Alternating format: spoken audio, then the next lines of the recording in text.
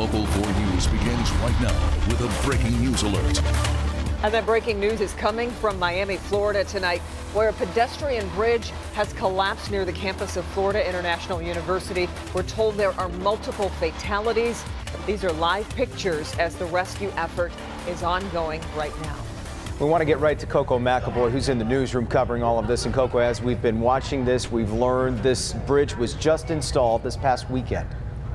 Yes, Jason and Kimberly, this is really devastating news. As you mentioned, this bridge was just installed on Saturday, and it was expected to be completed sometime next year. A press conference just wrapped up on the ground. We've been listening in. Not much information is being released at this time, but we know fire officials are searching for victims. Several people have been sent to the hospital, and as you reported, there are multiple fatalities. A pedestrian bridge near Florida International University collapsed this afternoon, crushing multiple cars. Several people are reported dead. We observed several vehicles that were involved as a result of the collapse. At that time, it shifted to a search and rescue effort. Witnesses rushed to the scene recounting the horrific sight. It was like an explosion. It was like a bomb. It was right behind us. And, you know, it could have been us under that bridge. The collapse happened on Southwest 8th Street in Miami. The bridge weighed 950 tons and was built to connect the FIU campus to another town. What was soon to become an iconic staple part in the connectivity between the city and the university has actually turned out to be a national tragedy. Giovanni Hernandez is outraged and wants to know why traffic was allowed to pass under the bridge while it was still being constructed. They did a horrible job doing that bridge because of their incident, because of their stupidity. That's why there's lost lives right now. Susie Bermudez called her loved ones from the scene after she says she nearly missed being crushed by the bridge herself. We got to tell our family members, our children, our husbands, our loved ones that we love them every day before we leave home, because you never know what could happen. Police are investigating this case along with the National Transportation Safety Board and the construction company behind the build. They will work to figure out how any of this happened, and the community will be waiting for answers after a horrific scene on the campus of Florida International University. But I was right there, and it was a horrible experience, and I can't, it's traumatizing. And officials have not yet released any numbers on how many people were injured in this incident. We know the university has set up a space along the university where loved ones and family members of victims can go to find out more information. We're going to, of course, keep monitoring this feed, keep listening to press conferences, and have an update for you at 6 o'clock. Back to you. Coco, we appreciate that update. A scary situation for sure. We want to stay in Florida. The Broward County Sheriff's Office releasing new security camera video showing moments after the first shots were fired in the Parkland school shooting. In it, you can see school resource officer Scott Peterson never enter the building. It also shows other officers not going inside and running for cover. The videos have been a source of interest since investigations began into the response to that shooting. Police are looking for a man seen cutting down trees near Harwood Elementary in Sterling Heights. The man in question was seen driving a riding lawnmower with an attached trailer that carried the wood. If you have any information, call Sterling Heights Police. Wayne County has released its first draft of a new transit plan. The plan is being called Connect Southeast Michigan and was revealed to the Regional Transit Authority earlier today. The plan includes bus routes that connect job centers, increased routes and frequency of service, and much, much more. It calls for a 1.5 mil property tax levy on Wayne, Washtenaw, Oakland, and Macomb counties, meaning it would cost homeowners about $10 per month. Wayne County hopes to get the plan on the 2018 ballot. Well, this weekend, Little Caesars Arena is the place to be. Yeah, pretty big get here for Detroit, hosting the games in the NCAA tournament for the first and second round. And of course, that includes our beloved Michigan State Spartans, for some anyway. Jermont Terry is there live tonight. No games tonight, Jermont, but it sure looks like there's a lot going on there.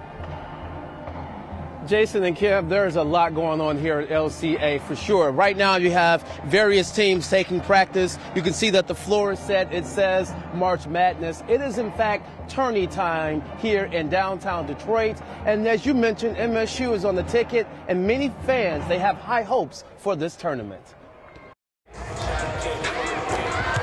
The Spartans are on the hardwood today, practicing for what the team and fans hope will be an advancement to the next round. 3, go White, go State. It's tourney time, and for many MSU fans, a free practice is about as close as they will get to experience the excitement at Little Caesars Arena in downtown. We were excited when we were watching the draw that they were going to be playing in Detroit. I'm like, that'd be fun because we get to see our favorite team just right here in the new arena. Being at LCA, it's almost like it's a home game for them. Have you been to the LCA before? No, first time. First time and free tickets, right? Yeah, that's right. Free tickets, free parking, you're right. Because you know Friday it won't be like that, right? Oh, no. And it's safe to say the predictions for the team varies depending on who you talk to. I think they can make it all the way to the Final Four. Till they get to North Carolina. That it might be over by then. Not too far there. No, not too far. They got Final Four this year, bro. Final Four, Sweet 16, yeah, it varies on who you talk to. I had the chance to talk to Nick Ward in the locker room. He told me being at LCA is truly like a home advantage for the team, and they're just hoping that they can advance and keep going all the way to the Final Four. For now, reporting live at LCA in downtown, Jermont Terry, Local 4. It would have been great if we had Michigan there too, for sure. I mean, they should have had them both there. It would have been perfect. All right, Jermont, we appreciate it. And I'm wearing the blue tonight for the blue, you know. Click on Detroit.com as your home for the tournament. We'll have previews, halftime analysis, and recaps up for all the Michigan and Michigan State games to make sure you're in the know before and after tip-off. You can check it out under the Sports tab right on the homepage. Developing right now, a Fenton man is under arrest after police say he threatened to kill his co-workers. It was in an email sent to several dozen employees at Nextier, an auto supplier in Auburn Hills. The FBI and Michigan State Police arrested a 58-year-old Fenton man who worked as a Nextier contractor. Let's bring in Rod Maloney. He's live in Auburn Hills tonight. So, Rod, this was no idle threat. Well, it's a bizarre threat, I'll tell you that, Kimberly, because there are a lot of moving parts to this story, a lot of locations as well. But we'll start here at the global headquarters of Nextier. The word started coming in yesterday about the email sent to the employees. They called a couple of different police agencies, and then that led to the arrest. 58-year-old Stephen Anthony Chalice of Fenton out of jail tonight at his home, but on a tether. He's facing the possibility of 20 years behind bars for allegedly making a terrorist threat and using a computer to commit a crime.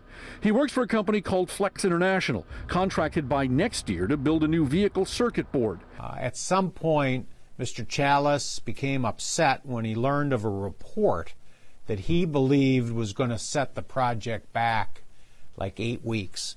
Chalice worked from his Fenton home and went there after learning about the delay. Layton says that he broke out his laptop and sent out a bizarre email where he proposed to kill a Nextier employee, but he wanted the group emailed to decide just who. Included in the email, say police, was a picture of a shotgun.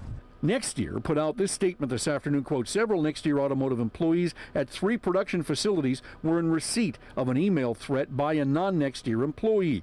Once notified by our employees, we immediately contacted law enforcement agencies and increased security. Flex put out this statement as well. Quote, the safety and security of our employees, customers, and partners is our primary concern. We take any threat against them seriously, and we are cooperating fully with authorities in this matter, end quote. Now, Michigan law in this regard says that even if you didn't mean the threat, or if you didn't even have the means to carry out the threat, it is still a terrorist threat, a 20-year felony. So if he says it was a joke or he didn't really mean it, doesn't matter in this instance, so the prosecutors say. So Chalice is going to have a preliminary exam probably in the next 2 to 3 weeks, where we'll find out more about how all of this happened. Back to you. Yeah, you can't joke like that in this day and age. So, Rod, do you know how they were able to track him down? Yes, well, that was the thing. Very few people knew exactly where to find him or how. So what happened was Auburn Hills, Farmington Hills Police called Michigan State Police. They called the FBI and got a regional task force going, looking into this thing. They found his house. They served a search warrant there. They picked up a computer and also a couple of long guns at the house when they arrested him yesterday. Yeah, a big deal here. All right, Rod, we appreciate it. Roseville police say a driver under the influence of drugs was behind the wheel when she hit a squad car early this morning. Happened about 6:40 this morning on I-696 near I-94. And as Nick Monticelli reports, police say accidents like this are forcing officers to change policies. This is the car that was involved in the crash this morning. You can see that there's not a whole lot of damage to the vehicle, and the officer is going to be just fine. But here's the thing. This is just one vehicle involved in crashes like this. Wait until you see what's on the other side of that fence. The accident was early this morning on the eastbound side of 696 near I-94. A Roseville police officer was helping with an accident when he became the next accident. He will be fine, as will the patrol car. You can see the damage to it is not catastrophic. The driver who slammed into the Roseville car is a 40-year-old woman from Roseville and will be charged with operating under the influence of narcotics. And MSP Lieutenant Mike Shaw says it appears she may have had an upcoming drug test. Inside of her bra, she had 2 vials of urine.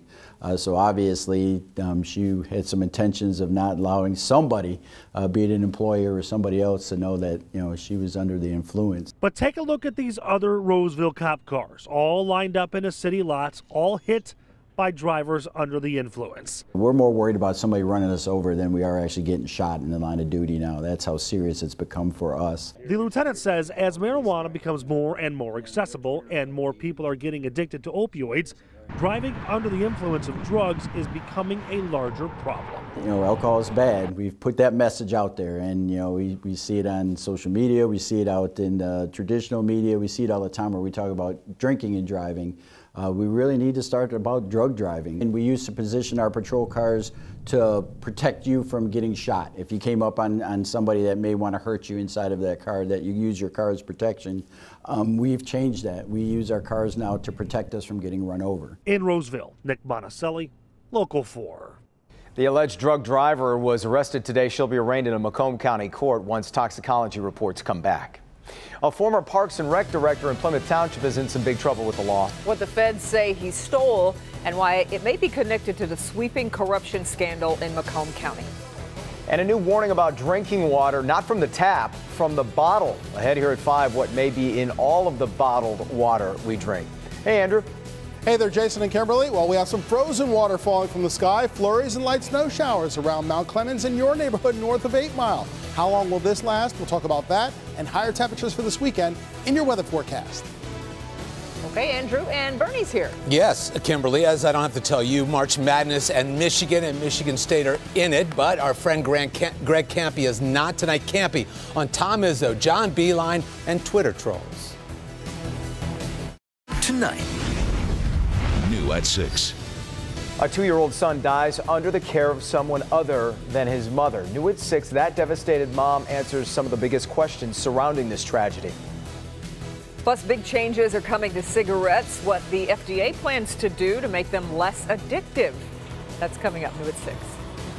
With the big dance underway, we're sure you're watching somewhere as you're watching us. We're getting a rare inside look at what life is really like for a college basketball coach. Greg Campy has been head coach of the Oakland Grizzlies for decades and seen some amazing things. Bernie's here now, and he's got some stories to tell for sure. And he knows some of these guys very, very well whose teams are in it. The NCAA tournament underway. There is a cloud of suspicion that has settled over it. The FBI has spent the past 2 years wiretapping some of the biggest names in the game because of recruiting violations. Greg Campy has observed, he knows the big names. For example, he says John Calipari of Kentucky, who by the way has not been named, has helped players achieve financial glory after one season in college athletics. The one and dones, if you will. Campy says you're just making your money faster than your everyday student. Well, the other thing he did was he outworked everybody. Knox, baseline jumper, he's on fire. Most people that go to college, you know, if they could make $10 million in their careers after they graduate from college, and that college did a good thing for them. These guys are making $10 million in their first contracts. So what he's doing is he's doing it for the athlete. But a guy that can shoot it, light it up, some strength by them. Michigan begins their run in the NCAA tournament tonight. John Beeline has been the darling of basketball experts because of what his team has done in the Big Ten tournament the past 2 seasons. Campy is one of his biggest admirers. Right now, he should be put on a pedestal and bowed down to, because if you're a Michigan fan, that's unbelievable what he's done, and he deserves all the credit. He's won 2 Big Ten tournament championships. That's only been done one time before. That's the border of no one else does that. That's when you should look at greatness. I mean, I would say that's great. Is Greg Campy great? No. I'm just a survivor, man. That's all I am. Capture the moment. Campy is a realist and knows the life of a college basketball coach has changed, and that's because of Twitter and email. The Golden Grizzlies didn't make it to the big dance this season, and because of Twitter or email, he heard about it. But he feels his treatment was probably tame compared to what his friend Tom Izzo gets. When you have somebody tell you, you know, that they wish you'd get anal cancer and die, I mean, you read something like that and you say, what? You what? Or, you know, or I should be strung up from a tree and the shit beat out of me. You know, I mean, you get stuff like that sent to you, and I can't imagine what Tom's getting over this. Pretty unbelievable, isn't it? That's the difference in college coaching today as it was opposed to 15, 20 years ago. You're probably saying to yourself, why was Campy in a bowling alley? Because that's where Campy is the most comfortable to do interviews, he said. Yeah, well, he's a pretty good bowler. I think he likes that as a stress reliever. He does it once a week. He's in the league. Yeah. He's humble. What a great coach he is. He is, yeah. All right, we'll hear more from you a little bit later, Bernie. We appreciate it. Yeah, Andrew's here. Turn over to Andrew, who's got his amazing blue on. That's right. That's right. Joining with Jason for a little Michigan Spirit. I would have. I don't have any maize, but you got that covered. Sure, 1.5 up to 2, whatever it takes, everybody. All right, we got cold conditions later on tonight. You still see a few snow showers that are out there, especially north of 8 miles, get closer into Macomb County, including the Mount Clemens area, also around Chesterfield Township, even right here in downtown Detroit. We got a couple of flurries that are flying here around Dearborn and just to the east of Dearborn on the southwest side of the city and right here over on the west side. But all that is slowly drifting away, and it will do so over the next couple of hours. So this is not an all-night affair. It's mainly before midnight and really before 9, 10 o'clock this evening that we'll have some of these snow showers. But in these darker areas of blue around Chesterfield Township, also New Baltimore, this is Lake St. Clair right here. This is where the snow showers are a little bit heavier. Watch out for some areas that might be a little bit more slippery the farther east or northeast you go away from Detroit along 94. Temperatures right now, mostly in the 30s. We'll see temperatures slip into the 20s, even teens later on tonight, down to around 19 or 20 degrees right here in Detroit overnight, colder in many suburbs in your 4-zone weather.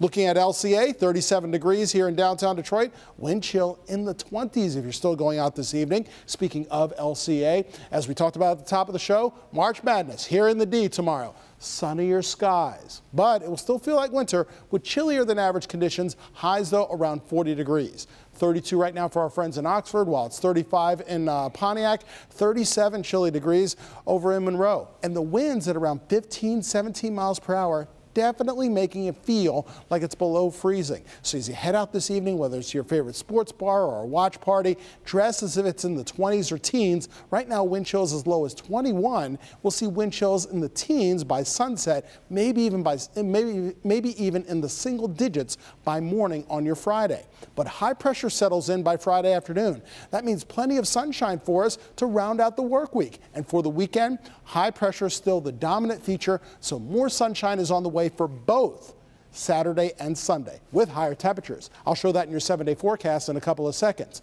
19 degrees overnight tonight. That's even right here in the city. Sunset is at 7:40, middle, possibly low teens in some outlying areas. But 34 degrees by noon tomorrow. Good car wash day tomorrow. Grab the sunglasses. A high of 40 degrees. Chillier than average, but at least temperatures a little higher than today. Saturday, St. Patrick's Day, 45 degrees. Still mostly sunny. You don't like that? How about near 50 degrees on Sunday? That feels a lot better. Still dry on Monday with a high of 47. Then wouldn't you know it, spring begins, but you know how it is here in Detroit and in Michigan. A chance of rain and snow showers, but spring begins, whether it's snowing or raining or not. A high of 39, and spring begins at 12:15 next Tuesday afternoon. You know, I'm not going to complain because I've seen the storms hitting the east, but man, it feels like it should be warmer. I feel like usually at this time of year it warms up a little more. Well, at least this weekend, the last full weekend of winter, we have those higher temps. Yep. All right, all right, I'll work on it for you for the next couple of weeks. Coming up, Miley Cyrus has been slapped with a massive lawsuit. New here at 5, why someone says she stole something worth $300 million. Frank? Well, you know, everyone assumes that bottled water is clean and healthy. I'll have the results of a new study that might change your mind. That's next in Good Health. In good health, when you grab a bottled water, most people assume they are drinking something that's safe and healthy. Yeah, but a new report finds that may not be the case. Dr. Frank McGeorge here with a concerning new study involving plastic contamination. Well, Jason and Kimberly, you know, this project was actually done by researchers at the State University of New York, and it sampled hundreds of bottles of water from both the U.S. and 8 other countries. They found plastic particles in 93% of the samples tested. Now, on average, there were about 325 microplastic particles per liter, and those particles ranged in size from the thickness of a human hair all the way down to about the size of a red blood cell. So that makes them transferable. And obviously we're close to water crises. We've seen this. Is there any indication that this poses a health risk? Well, that's the interesting question. We're not really sure right now. Now, in general, I would say I would rather not ingest microplastics, but the exact harm, if any, have not really been fleshed out. Now, the really big picture, though, is this is a global issue. Smaller and smaller plastic particles have been found and exist in our oceans, lakes, and ultimately our food supply. And this report is really highlighting another exposure route. That is, now it's getting into our water, which we can drink and now absorb. Yeah, and what we really need to do is clean up our water, and that's not going to happen anytime soon. So I don't know the harm, but I don't want it in my body. Exactly, yeah. All right. Thanks, Doc. Sure. Much more to come. New at 5:30. Today, the U.S. taking its toughest stance yet on Russia, issuing new sanctions. That story coming up from Washington. She's reached the top. Olympic champion Megan Keller is here to talk about her team's epic win in South Korea. A former Plymouth Township official charged today by the feds for stealing a big piece of township equipment. This is one of these curveballs, though, that we really didn't expect. But current township officials say this gator theft really means so much more. We'll explain on Local 4. The news, Sam. We begin at 5:30 with an update to breaking news we've been following all afternoon long from Miami.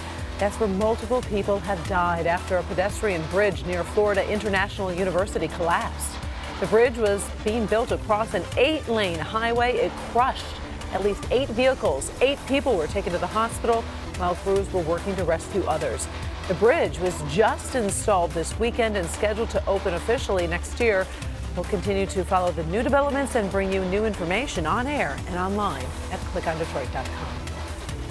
Also here at 5:30, a former Parks and Rec director in Plymouth Township facing federal charges tonight. And the feds say they have proof he was stealing from them on the job. Michael Mitchell is accused of stealing commercial equipment from the township. The total tab, the feds say it's all worth $10,000. Sean Lay's in Plymouth Township as the man faces some stiff charges. This case is about this, a $10,000 John Deere Gator stolen from Plymouth Township. But when you drive the Gator away and you look a lot closer, this case is also about the FBI. They're here in the township and they are looking for a lot more. A former township official charged by the feds for stealing this $10,000 Gator means the FBI is in the township looking to root out possible public corruption. Mike Mitchell was hired by the previous township administration in 2015.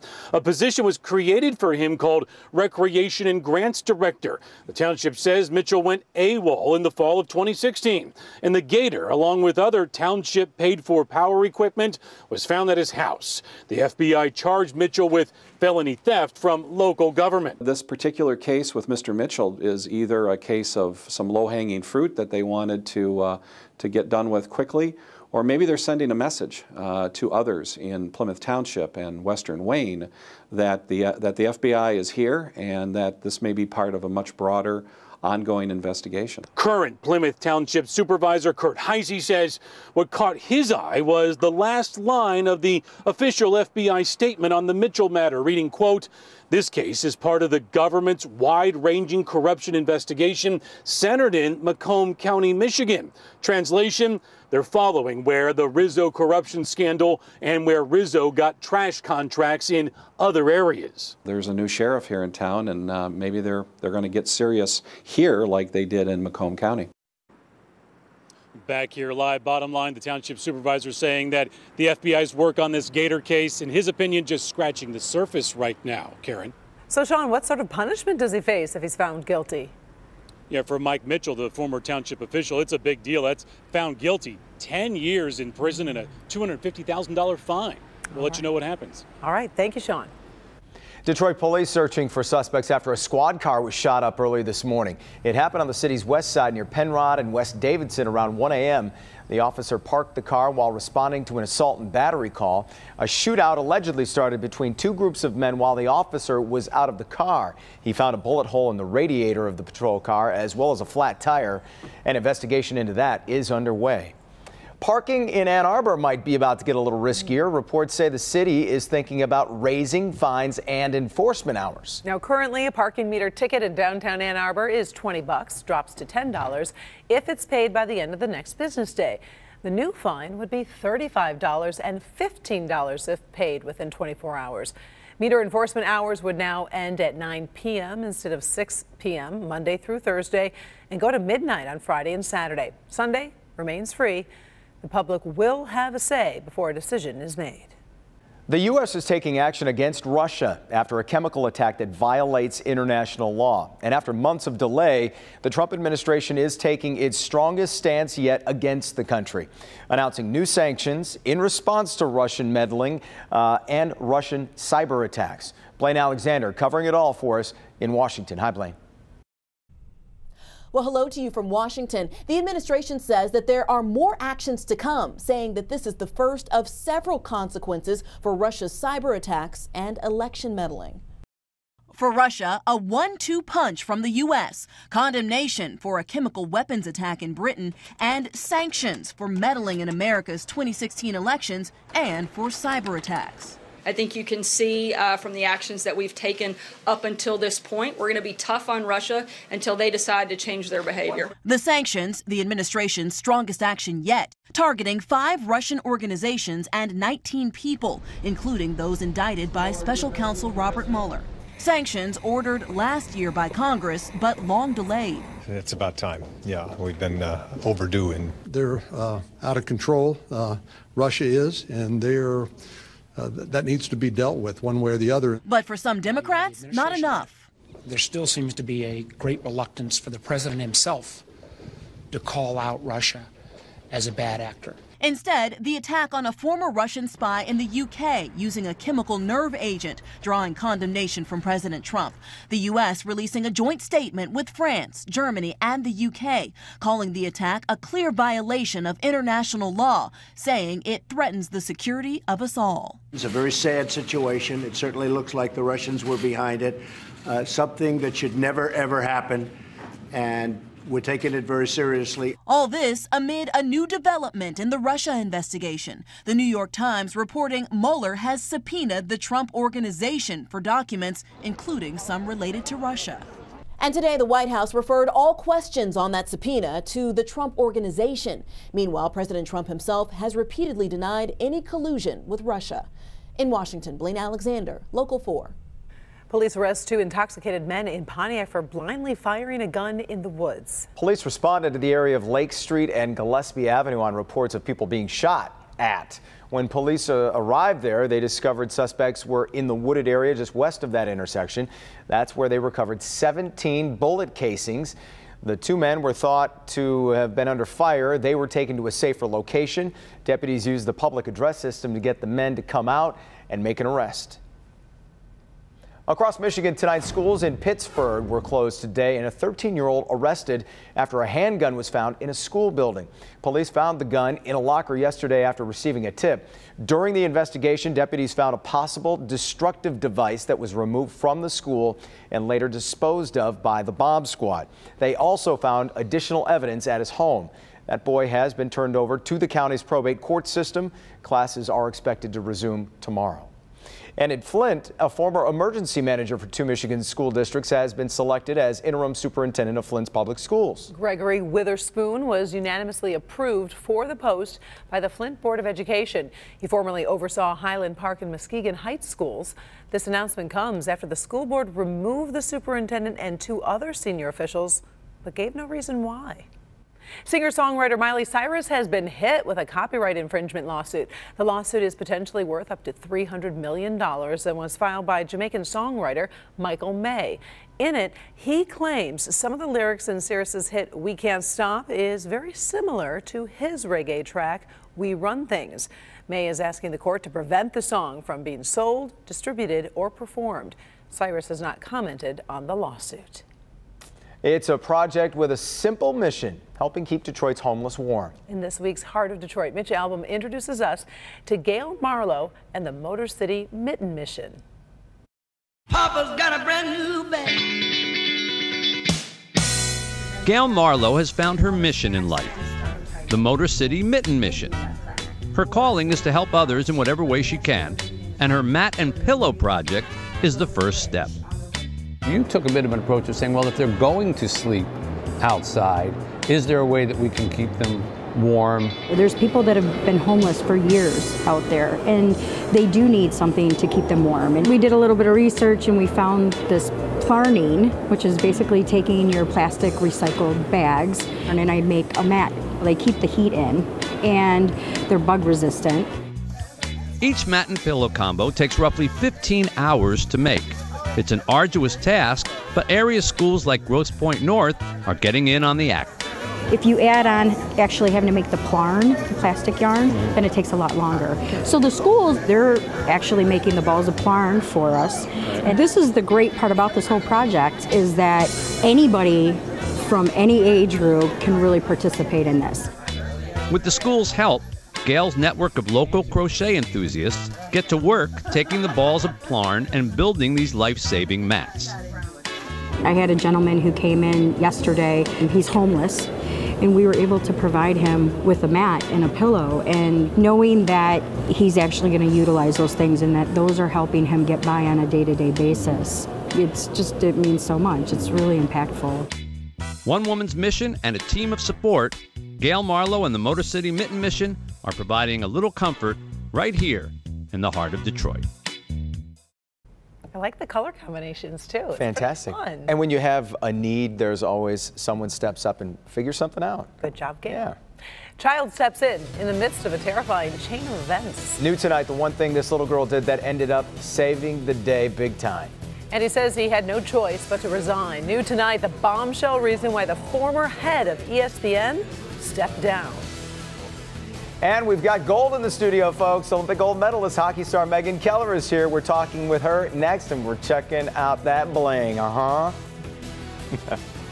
Local firefighter. New at 6. Choosing between real toys and virtual toys. The question is technology killing toys and the toy business? Plus, so close, they can smell it. A local deli and their many loyal customers have their fingers crossed for the biggest award in food. The shootout. Lamoureux moving in on Zabadas. She deeps and scores! The sweetest movie of the Olympics right there. It was a thrilling win in U.S. Olympic history. Team USA taking Team Canada into a shootout and bringing home the gold on that shot. Oh, look at the gold medal in studio. Boy, he has come a long way from Pyeongchang to right here in our studio. And a key player in the game is Farmington's own Megan Keller, who is joining us right now. And you have been busy after that huge victory. You've been touring the whole entire country. Yes, we flew right into LA, went on Ellen, and then all the way back. Fallon. We got to meet Serena and Venus Williams. Oh, nice. And did you have a favorite moment? Oh my gosh, there's too many. Post? I can't even decide. Post. Was there a no? Post? Yeah, just post, because we'll talk Olympics. Probably going to the Capitals and Leafs game at Navy. And the crowd started chanting USA. They gave me chills all over again. The outdoor game, yes. Yeah, very cool. If you go in the game, going into that, you guys had lost to Canada. Was it 5 in a row, maybe 4 or 5 in a row? It had been 20 years since the gold medal. As you guys got into the game, what was the mindset like? And then going into the shootout, how did you keep your composure? I think just the mindset in the locker room was, we need to win this game. We're going to do it and snap that 20-year streak, and we're going to do it for each other and everybody who's put on the USA jersey and come through the program. I mean, we couldn't have done it without all of them. So yeah. Happy to bring home gold. Yeah. So I have a question. I have two questions. One, was there any trash talking with the Canadians? And I want to hear a Canadian trash talk. And two, how much did you freak out when you got that penalty and were sitting in the penalty box as all of this was happening? Did you have a little mini freak out? A little mini freak out. Okay. There's definitely some trash talking there, but What'd they say? Nothing I can say. Really? Oh, it's pretty bad. Canadians? I thought it would be friendly Really? trash talk. Wow, Yeah. Canadians were hurling like... It was all in good spirit of sport. No, it wasn't. It was for a gold medal, wasn't it? Yeah, exactly. Yeah, there's always a little trash talking. Oh, good. That's what's fun about the game. So where do you go now? What happens? Where you guys... did you say you're going on vacation with the whole team? 14 of them, yep. Oh, can you imagine? St. Thomas. I'm just like, could you imagine the party they would have? She just wants to know if there are any extra seats on the plane. You've been working and training so hard. Yeah, definitely going to soak up the sun. What was your indulgent thing that you wanted to do afterwards? Like, finally, I'm going to do what? After the tournament, the first thing I did was get McDonald's. It was. It was tempting us all tournament. You know, we weren't allowed. We were in competition, not supposed to have it. I had it once after opening ceremonies. Oh, you did? Yeah. What'd you order? Kind of. What'd you order? Cheeseburger and fries. Whoa, you really lived it up that night, didn't you? It was crazy. Everybody has to touch the gold medal, by the way. If you don't realize it, it is pretty heavy. It's a solid. It is. It really is. Solid medal. It's actually gold, you know, obviously, but that's probably the first thing everybody comes up. Can I hold the medal? Where do you store it? Like, where do you keep it in the evening or at night? Not that Bernie's going to take it from you. No. I was just asking. I actually haven't taken it off since I've really gotten it. I mean, it hasn't gone. Why would They you? gave us a nice case, but it's kind of been out and about, and usually keep it in my back pocket because it's easy to show everyone. Have you misplaced it at any point? I can't say that I have. Speak of your. And I wouldn't say if I have. There you go. That's right. Speak of your freak out moment. Yes, That'll be it. Exactly. Anyway.